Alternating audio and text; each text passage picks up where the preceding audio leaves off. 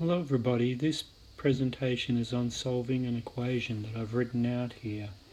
2x plus 7 equals minus 13. Now what we're going to do is use some inverses to get x on its own so we can figure out the value of x. I'll undo this plus 7 with a minus 7 on both sides. Now plus 7 and minus 7 are opposites. The minus undoes the plus and they should cancel out. That will leave us with 2x on the left hand side. Now minus 13, take away another 7 is minus 20. So now we're a step closer to answering the question.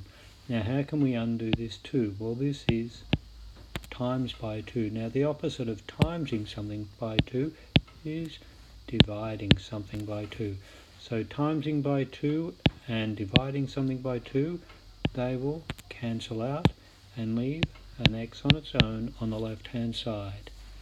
Minus 20 divided by 2 is equal to minus 10. So x is equal to minus 10.